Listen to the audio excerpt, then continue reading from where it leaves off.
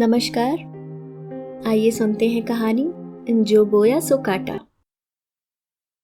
बच्चों के साथ रहने के मामले में मनीषा व निरंजन के सुने सुनाए अनुभव अच्छे नहीं थे। अपने दोस्तों व सगे संबंधियों के कई अनुभवों से वे अवगत थे कि बच्चों के पास जाकर जिंदगी कितनी बेगानी हो जाती है। लेकिन अब मजबूरी थी कि उन्हें बच्चों के पास जाना ही था, क्योंकि वे शारीरिक व मानसिक रूप से लाचार हो गए थे। उम्र अधिक हो जाने से शरीर कमजोर हो गया था। निरंजन के लिए अब बाहर के छोटे छोटे काम निपटाना भी भारी पड़ रहा था। कार चलाने में दिक्कत होती थी। मनीषा वैसे तो घर का काम कर लेती थी, लेकिन अकेले ही पूरी जिम्मेदारी संभालना मुश्किल हो जाता था। नौकर चाकरों का कोई भरोसा नहीं। काम वाली थी, कभी आई कभी नहीं। छुट्टियां न मिलने की वजह से बेटा अनुज भी कम ही आ पाता था, इसलिए उन्हें अब मानसिक अकेलापन भी खलने लगा था। अकेले रहने में अपनी बीमारियों से भी निरंजन जी डरते थे। यही सब सोचते विचारते, अपने अनुभवों से डरते डराते आखिर उन्होंने भी लड़के के साथ रहने का फैसला ले लिया। इस बारे में उन्होंने पहले बेटे को चिट्ठी लिखना ठीक समझा, ताकि बेटे और बहू के मूड का थोड़ा बहुत पहले से ही पता चल जाए। हफ्ते भर के अंदर ही बेटे का फोन आ गया कि पापा आज ही आपकी चिट्ठी मिली है, आप मेरे पास आना चाह रहे हैं। यह यह हम सब के लिए बहुत खुशी की बात है। बच्चे और नीता तो इतने खुश हैं कि अभी से आपके आने का इंतजार करने लगे हैं। आप बताइए कब आ रहे हैं? मैं लेने आ जाऊं या फिर आप खुद ही आ जाएंगे? फोन पर बेटे की बातें सुनकर निरंजन की आंखें भर आईं। प्रत्युत्तर में बोले, हम खुद ही आ जाएंगे बेटे। परसों सुबह यहाँ से टैक्सी से चलेंगे और शाम 7 बजे के आसपास वहां पहुंच जाएंगे। ठीक है पापा, कहकर बेटे ने फोन रख दिया। अनुज हमारे आने की बात सुनकर बहुत खुश है, निरंजन बोले। अभी तो खुश है, पर पता नहीं हमेशा साथ रहने में कैसा रुख हो, मनीषा अपनी शंका जाहिर करती हुई बोली। सब अच्छा होगा मनीषा, निरंजन दिलासा देते हुए बोले। शाम के 7 बजे जब निरंजन और मनीषा बेटे के घर पर पहुंचे, तो बेटे बहू और बच्चे उनके इंतजार में बैठे थे। दरवाजे पर टैक्सी रुकने की आवाज सुनकर चारों घर से बाहर निकल पड़े। दादाजी दादाजी, कहते हुए दोनों बच्चे पैर छूते हुए उनसे चिपक गए। बेटे बहू ने भी पैर छुए। सबने एक एक सामान उठा लिया, यहाँ तक कि बच्चों ने भी छोटा सामान उठाया और सब एक साथ अंदर आ गए। मन में शंका थी कि थोड़े दिन रहने की बात अलग थी, पर हमेशा के लिए रहना न जाने कैसा हो। नीता चाय नाश्ता बना कर ले आई। सभी बैठकर गपशप करने लगे। मम्मी पापा फ्रेश हो लीजिए, बहू नीता बोली। इस कमरे में आपका सामान रख दिया है, आज से यह कमरा आपका है। यह हमारा कमरा, पर यह तो बच्चों का कमरा है। बच्चे छोटे वाले कमरे में शिफ्ट हो गए हैं। लेकिन तुमने बच्चों का कमरा क्यों बदला बहू? उनकी पढ़ाई लिखाई डिस्टर्ब होगी। फिर उस छोटे से कमरे में दोनों कैसे रहेंगे? कैसी बात कर रही हैं मम्मी जी आप? घर के सबसे बड़े क्या सबसे छोटे कमरे में रहेंगे? बच्चों की पढ़ाई और सामान वगैरह के लिए अलग कमरा चाहिए। रात में तो दोनों आपके साथ ही घुसकर सोने वाले हैं। नीता हंसते हुए बोली। मनीषा को सुखद एहसास हुआ। बेटा तो अपना ही है, लेकिन बहू के मुंह से ऐसे शब्द सुनकर जैसे दिल की शंकाओं का कठोर दरवाजा थोड़ा सा खुल गया। सुबह बहुत देर से नींद खुली। निरंजन उठकर बाथरूम हो आए। अंदर खटर पटर की आवाज सुनकर नीता ने चाय बना दी। उस दिन रविवार था। बच्चे व अनुज भी घर पर थे। चाय की ट्रे लेकर नीता दरवाजे पर खटखट कर बोली, मम्मी जी चाय।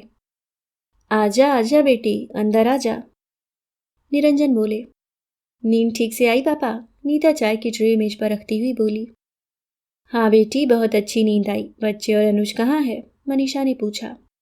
सब उठ गए हैं। बच्चों ने तो अभी तक दूध भी नहीं पिया है। कह रहे थे कि जब दादाजी उठ जाएंगे तो वे चाय पियेंगे और हम दूध। तुमने भी अभी तक चाय नहीं पी?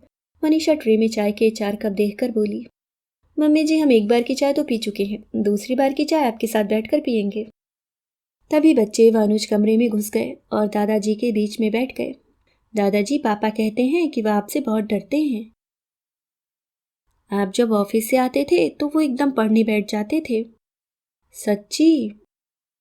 पोता बोला। पापा यह भी कहते हैं कि वह बचपन में बहुत शैतान थे और दादी को बहुत तंग करते थे, है ना दादी? पोती बोली थी। दोनों बच्चों की बातें सुनकर निरंजन व मनीषा हंसने लगे। सभी बच्चे बचपन में अपनी मम्मी को तंग करते हैं और अपने पापा से डरते हैं। निरंजन बच्चों को प्यार करते हुए बोले। हाँ, और मम्मी कहती हैं कि सभी मम्मी पापा अपने बच्चों को बहुत प्यार करते हैं, जैसे दादा दादी मम्मी पापा को प्यार करते हैं और मम्मी पापा हमें। पोती की बात सुनकर मनीषा और निरंजन की नजरें नीता के चेहरे पर उठ गईं। नीता का खुशनुमा चेहरा दिल में उतर गया। दोनों ने मन में सोचा, एक अच्छी माँ ही बच्चों को अच्छे संस्कार दे सकती है। दोपहर के खाने में नीता ने कमल ककड़ी के कोफ्ते और कड़ी बना रखी थी। पापा, आप ये कोफ्ते खाइए। ये बताते हैं कि आपको कमल ककड़ी के कोफ्ते बहुत पसंद है। नीता कोफ्ते प्लेट में रखती हुई बोली। और मम्मी को कढ़ी बहुत पसंद है ना मम्मी? अनुज बोला। याद है, मैं कढ़ी और कमल ककड़ी के कोफ्ते बिल्कुल भी पसंद नहीं करता था, और मेरे कारण आप अपनी पसंद का खाना कभी भी नहीं बनाती थी। अब आपकी पसंद का खाना ही बनेगा और हम भी खाएंगे। बेटा बोला तो मनीषा को अपने भावों पर नियंत्रण रखना मुश्किल हो गया। आंखों के कोर भीग गए। नहीं बेटा, खाना तो बच्चों की पसंद का ही बनता है। जो बच्चों को पसंद हो वही बनाया करो। रात को पोते व पोती में बीच में कौन सोएगा, इसको लेकर होड़ हो गई। आखिर दोनों बीच में सो गए। थोड़ी देर बाद नीता आ गई।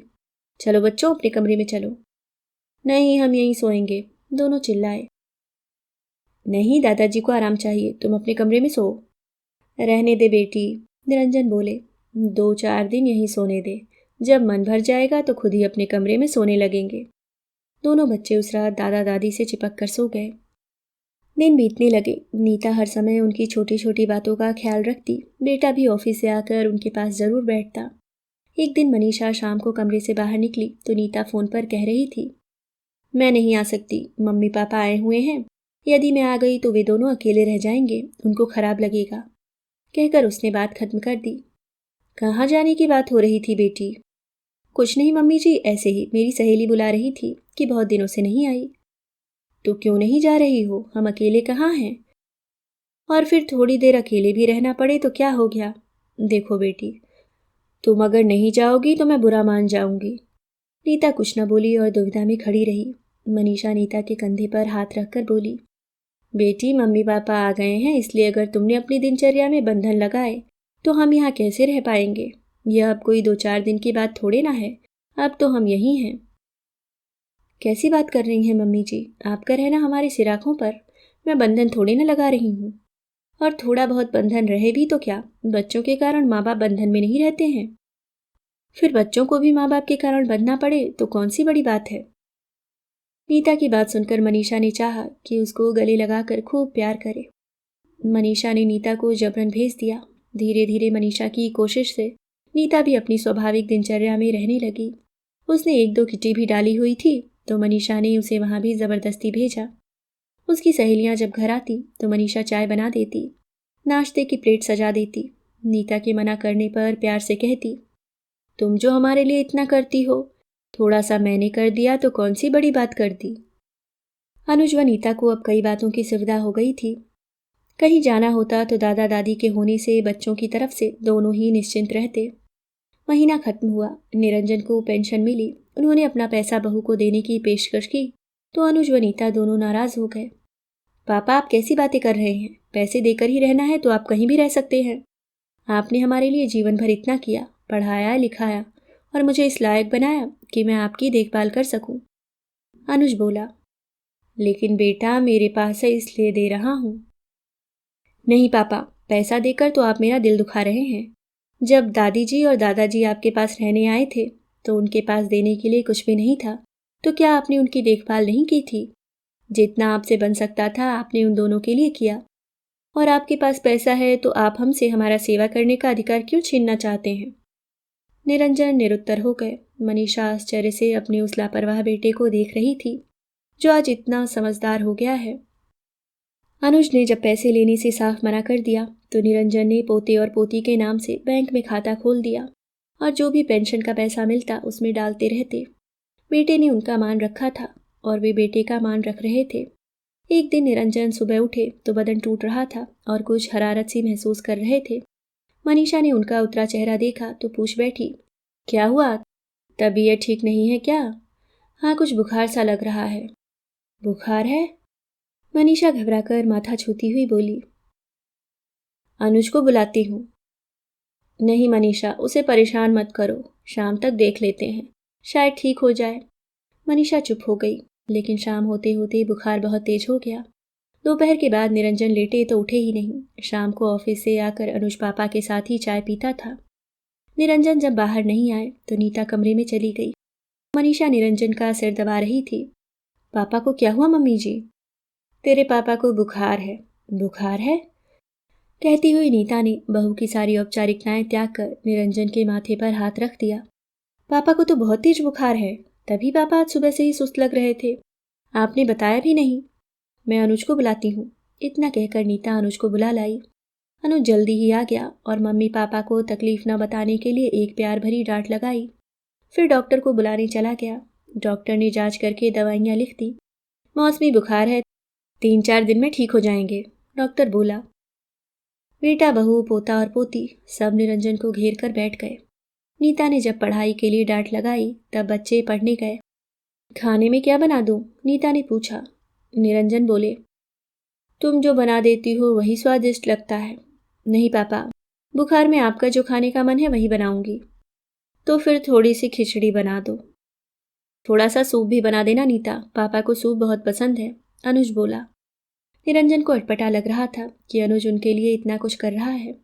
उनकी हिचकिचाहट देखकर अनुज बोला, मैं कुछ नया नहीं कर रहा। आप दोनों ने दादा व दादी की जितनी सेवा की उतनी तो हम आपकी कभी कर भी नहीं पाएंगे। पापा, मैं तब छोटा था। आज जो कुछ भी हम करेंगे हमारे बच्चे वही सीखेंगे। बड़ों का तिरस्कार कर हम अपने बच्चों से प्यार और आदर की उम्मीद कैसे कर सकते हैं? यह कोई एहसान नहीं है। अब आप आराम कीजिए। हमारा बेटा औरों जैसा नहीं है ना? मनीषा भर्राई आवाज में बोली। हाँ मनीषा, वह बुरा कैसे हो सकता है? तुमने सुना नहीं उसने क्या कहा? हाँ, बच्चों में संस्कार उपदेश देने से नहीं आते, घर के वातावरण से आते हैं। जिस घर में बड़ों का महत्वपूर्ण स्थान होता है उस घर में बच्चे बड़ों को आदर देना सीखते हैं, और जिस घर में बड़ों का तिरस्कार होता है उस घर के बच्चे भी तो वही सीखेंगे। एक पल रुककर मनीषा फिर बोली, हम दोनों ने अपने माता पिता की सेवा व उचित देखभाल की। हमारी गृहस्थी में उनका स्थान हमेशा ही महत्वपूर्ण रहा, वही हमारे बच्चों ने सीखा। लेकिन अधिकतर लोग अपने बच्चों से तो सेवा व आदर की उम्मीद करते हैं, लेकिन वे अपने जीवन में अपने बड़ों की मौजूदगी को भुला चुके होते हैं। मनीषा के मन से आज सारे संशय खत्म हो चुके थे। उनके सगे संबंधियों दोस्तों ने उन्हें अपने अनुभव बताकर उनके मन में बेटे बहू के प्रति डर व नकारात्मक विचार पैदा किए। अब वे अपने अनुभव बताकर दूसरों के मन में बेटे बहू के प्रति प्यार व सकारात्मक विचार भरेंगे। निरंजन ने संतोष से आंखें मूंद ली और मनीषा कमरे की लाइट बंद कर बहू की सहायता करने के लिए रसोई में चली गई। आखिर इंसान जो अपनी जिंदगी में बोएगा वही तो काटेगा। कांटे बोकर फूलों की उम्मीद करना तो मूर्खता है। अभी आप सुन रहे थे कहानी जो बोया सो काटा।